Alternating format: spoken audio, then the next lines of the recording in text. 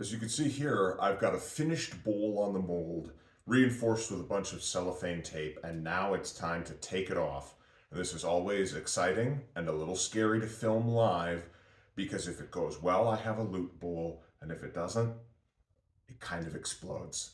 So I've got a palette knife to just make sure my glue's loose, a small hammer in case I need to give it a little tippy tap, and hopefully in a few seconds here, we're gonna have a finished lute back.